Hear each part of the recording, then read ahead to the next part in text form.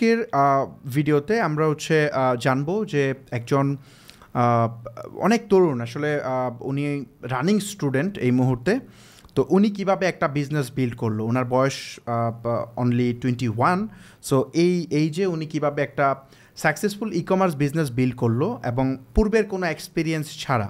তো এই জার্নিটা তার মুখ থেকে শুনবো এবং সে কিভাবে এই ই কমার্স বিজনেস শুরু করার মানে উৎসাহ পেলো বা এটা অ্যাকচুয়ালি সে কীভাবে সেল জেনারেট করতে পারতেছে, একটা বিগ ভলিউম সেল করতেছে, এটা আমরা তার মুখ থেকেই শুনবো। এবং এই বিজনেস করতে গিয়ে সে কী কী প্রবলেম ফেস করছে, তারপর ওনার যে সফলতার যে ব্যাপারটা সেটাও আপনাদের সাথে শেয়ার করার চেষ্টা করব।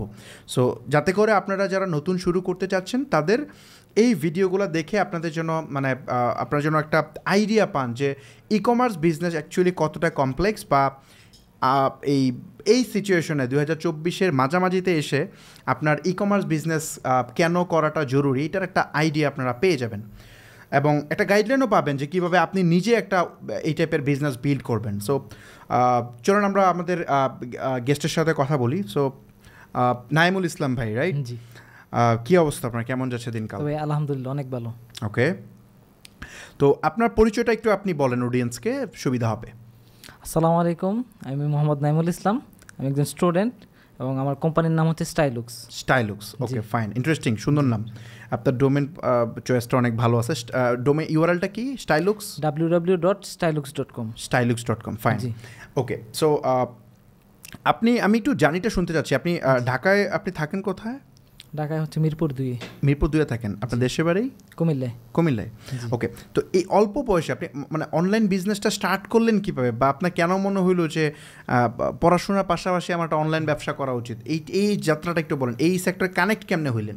আচ্ছা ভাই, আমি শুরু থেকেই যে আমি অনেক আগে থেকেই মানে ছোটোকাল থেকে একটা ইচ্ছা ছিল যে আমি কখনো চাকরি করব না, মানে নিজে কিছু একটা করার মানে একটা স্পৃহা ছিল।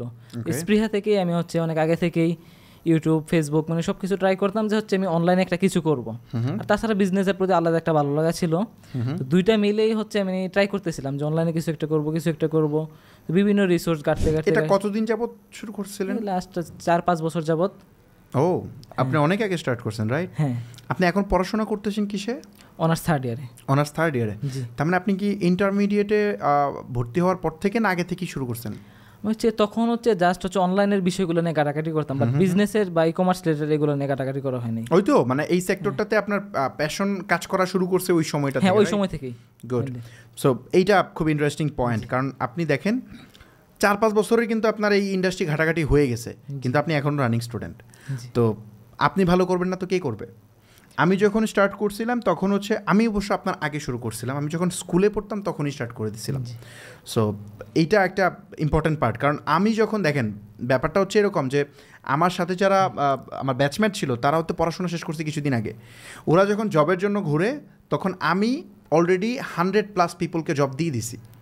সো এইটা ক্রিয়েট করতে পারছি কেমনে? এটা ওই যে আমি স্টার্ট আর্লি অ্যাডভান্টেজ পেয়ে গেছি। তো কারণ আমি শুরু করছি তাদের আর 8-9 বছর আগে, রাইট? সো আপনার ক্ষেত্রে সেম। আই থিঙ্ক আপনি অনেক ভালো করবেন, এখনও ভালো করতেছেন, আরও ভালো করবেন।